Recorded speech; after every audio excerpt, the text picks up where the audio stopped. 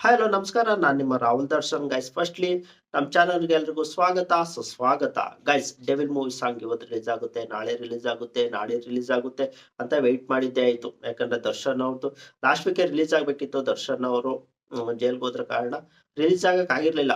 So ಅವ್ರ ಆದ್ಮೇಲೆ ಏನೋ ಒಂದು ಮೆಸೇಜ್ ಕಳ್ಸಿದ್ರು ಜೈಲಿಂದಾನೆ. ಸೊ ನಾನು ಇಲ್ಲಿರುವಾಗ್ಲೇ ಮೂವಿ ಪ್ರಮೋಷನ್ ಆಗಿರ್ಬೋದು, ಸಾಂಗ್ಗಳು, ಟ್ರೈಲರು, ಟೀಸರು, ಆಮೇಲೆ ಪ್ರೊಡ್ಯೂಸರು ಮತ್ತೆ ಡೈರೆಕ್ಟರ್‌ಗೆಲ್ಲ ಒಂದು ನೋಟಿಸ್ ಕಳ್ಸಿದ್ರು. ಫ್ಯಾನ್ಸ್‌ಗೂ ಕೂಡ ಕಳ್ಸಿದ್ರು ಒಂದು ಮೆಸೇಜ್‌ನ.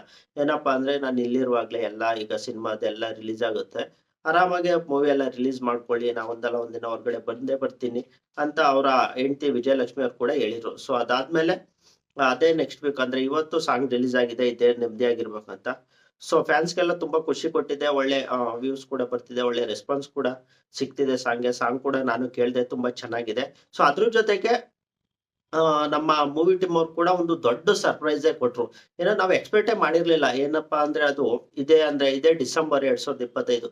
ಇದೇ ವರ್ಷ ಡಿಸೆಂಬರ್ 12ನೇ ತಾರೀಖಿಗೆ ಡೆವಿಲ್ ಮೂವಿ ಕೂಡ ರಿಲೀಸ್ ಆಗ್ತಿದೆ. ಸೊ ಇನ್ನೇನಾಯ್ತಲ್ಲ, ಫ್ಯಾನ್ಸ್‌ಗೆ ಇದು ಸಾಂಗ್‌ಗಿಂತನೂ ತುಂಬಾ ಖುಷಿ ಕೊಟ್ಟಿದ್ದೇನಂದ್ರೆ, ಈ ಸಾಂಗು ಏನೋ ಮೂವಿ ರಿಲೀಸ್ ಡೇಟ್ ಫಿಕ್ಸ್ ಆಗಿರೋದು. ಸೊ ಎಲ್ಲಾ ಕಡೆ ಆ ಪೋಸ್ಟರ್‌ನ ಶೇರ್ ಮಾಡಿ, ನಿಮ್ಮ ಯಾವ್ದ್ಯಾವ್ದು ಗ್ರೂಪ್ಸ್ ಇರುತ್ತೆ ಅದಕ್ಕೆಲ್ಲ ಶೇರ್ ಮಾಡಿ. ನೀವು ಶೇರ್ ಮಾಡ್ರೆ ಮೂವಿ ರಿಲೀಸ್ ಆಗೋದು ಗೊತ್ತಾಗುತ್ತೆ.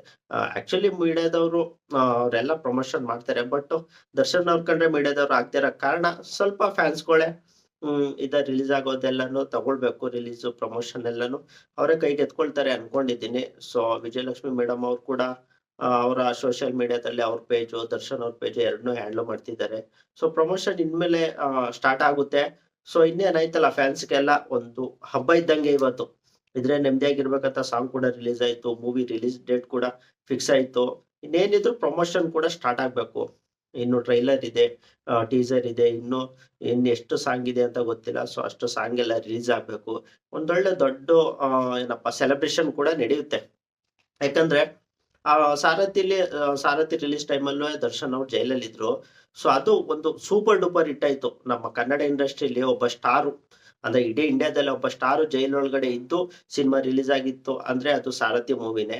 ಸೊ ಸಾರಥಿ ಮೂವಿ ರಿಲೀಸ್ ಆಗಿ ಒಂದು ದೊಡ್ಡ ಚರಿತ್ರೆನೇ ಸೃಷ್ಟಿ ಮಾಡಿತ್ತು. ಸೊ ಅದಾದ್ಮೇಲೆ ಮತ್ತೆ ದರ್ಶನ್ ಅವ್ರಿಗೆ ಅದೇ ತರ ಆಗಿದೆ. ದರ್ಶನ್ ಅವ್ರು ಜೈಲಲ್ಲಿ ಇರುವಾಗ್ಲೇ ಈ ಮೂವಿ ಕೂಡ ರಿಲೀಸ್ ಆಗ್ತಿದೆ. ಯಾಕಂದ್ರೆ ಎಲ್ಲ ಅಂದ್ರೆ ಗೊತ್ತಿರೋರೆಲ್ಲ ಹೇಳೋ ಪ್ರಕಾರ ಇನ್ನು 6 ಮಂತ್ಸ್ ಬೇಕು ಬೇಲ್ ಎಲ್ಲ ಸಿಗೋದಕ್ಕೆ.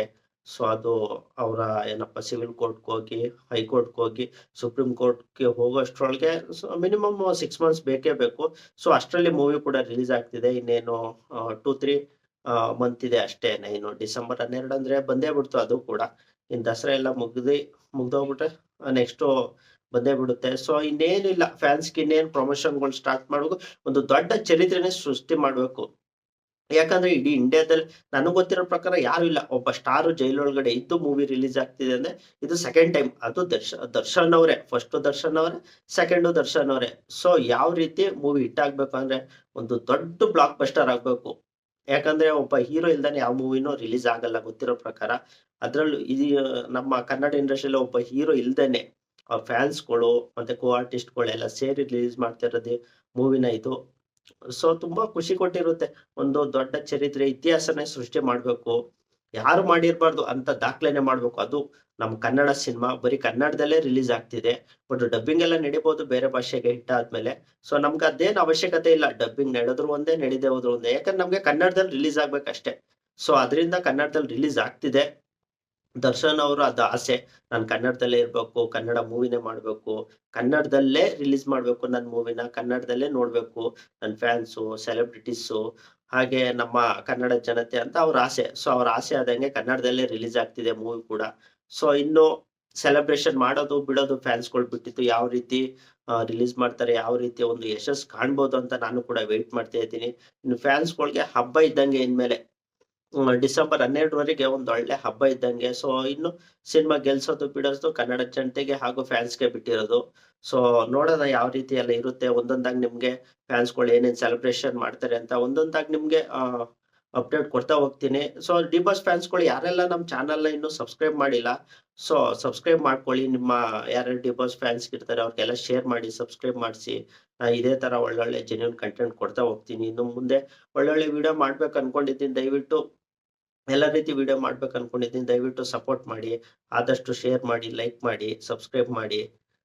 ನೋಡೋದ ಮುಂದೆ ಇನ್ನು ಮುಂದಿನ ದಿನಗಳಲ್ಲಿ ಡೆವಿಲ್ ಮೂವಿದು ಯಾವ ರೀತಿ ಅಪ್ಡೇಟ್ ಎಲ್ಲ ಸಿಗುತ್ತೆ ಅಂತ ನಾನು ವೇಟ್ ಮಾಡ್ತಿದ್ದೆ. ಅಪ್ಡೇಟ್ ಬಂದ ತಕ್ಷಣ ನಿಮ್ಗೆ ಶಾರ್ಟ್ಸ್ ಅಲ್ಲಿ ಆಗಿರ್ಬೋದು, ಇಲ್ಲ ವಿಡಿಯೋ ಮಾಡಿ ಹಾಕ್ಬೋದು, ಇಲ್ಲ ಪೋಸ್ಟ್ ಹಾಕ್ಬೋದು. ಪಟ್ ಅಂತ ಬೇಗ ಅಪ್ಡೇಟ್ ಕೊಡ್ತೀನಿ. ಸೊ ನೀವೆಲ್ಲ ಏನ್ ಮಾಡ್ಬೇಕಂದ್ರೆ ನನ್ನ ಚಾನಲ್ ಸಬ್ಸ್ಕ್ರೈಬ್ ಮಾಡ್ಕೊಂಡು ವೇಟ್ ಮಾಡಿ. ಸೊ ಅವ್ರದ್ದು ಡೆವಿಲ್ ಮೂವಿದು ಪ್ರಮೋಷನ್ ಯಾವ ರೀತಿ ಸ್ಟಾರ್ಟ್ ಆಗುತ್ತೆ ಅಂತ ಪ್ರತಿಯೊಂದು ಅಪ್ಡೇಟ್ ನಾನು ನಿಮ್ಗೆ ಕೊಡ್ತಾ ಹೋಗ್ತೀನಿ. ದಯವಿಟ್ಟು ಸಬ್ಸ್ಕ್ರೈಬ್ ಮಾಡಿ. ಇದಿಷ್ಟು ಹೇಳ್ಬೇಕಿತ್ತು ನಿಮ್ಗೆ. ಸೊ ಇನ್ನು ಫ್ಯಾನ್ಸ್ ಬಿಟ್ಟಿತ್ತು, ಅವರ ಬಾಸು ಡಿ ಬಾಸು ಅವರ ದರ್ಶನ್ ಅವ್ರನ್ನ ಉಳಿಸ್ಕೊಳ್ಳೋದು ಬಿಡೋದು, ಮೂವಿ ಗೆಲ್ಸೋದು ಬಿಡೋದು ಇನ್ನು ಫ್ಯಾನ್ಸ್ಗಳಿಗೆ ಬಿಟ್ಟಿತ್ತು. ಯಾಕಂದ್ರೆ ದರ್ಶನ್ ಅವ್ರನ್ನ ಏನಪ್ಪಾ ಅಂದ್ರೆ ಮೀಡಿಯಾದವರೆಲ್ಲ ತುಳಿದಾಕ್ಬೇಕು ಅಂತಾನೆ ನಿಂತಿರೋದು. ಸೊ ಅದರಿಂದ ಫ್ಯಾನ್ಸ್ಗಳು ಯಾವ ರೀತಿ ಕೈ ಹಿಡಿತಾರೆ ಈ ಟೈಮಲ್ಲೇ ದರ್ಶನ್ ಅವ್ರ ಕೈ ಹಿಡಿಬೇಕು ಅವ್ರ ಫ್ಯಾನ್ಸ್ಗಳು. ಸೊ ಅದ್ ನನ್ಗೆ ನಂಬಿಕೆ ಇದೆ, ಅವ್ರ ಫ್ಯಾನ್ಸ್ಗಳು ಯಾವುದೇ ಕಾರಣಕ್ಕೂ ಅವ್ರನ್ನ ಬಿಟ್ಕೊಡಲ್ಲ ಅಂತ. ಸೊ ನೋಡೋಣ ಮುಂದಿನ ದಿನಗಳಲ್ಲಿ ಏನೇನೆಲ್ಲ ಆಗುತ್ತೆ ಅಂತ ಒಂದೊಂದಾಗಿ ತಿಳಿಸ್ಕೊಡ್ತೀನಿ. ಇದಿಷ್ಟು ಇವತ್ತಿನ ವಿಡಿಯೋ ಇಷ್ಟ ಆದ್ರೆ ಅದೇ ಮಾಮೂಲಿ ಲೈಕ್ ಮಾಡಿ, ಶೇರ್ ಮಾಡಿ, ಹಾಗೆ ಸಬ್ಸ್ಕ್ರೈಬ್ ಮಾಡಿ.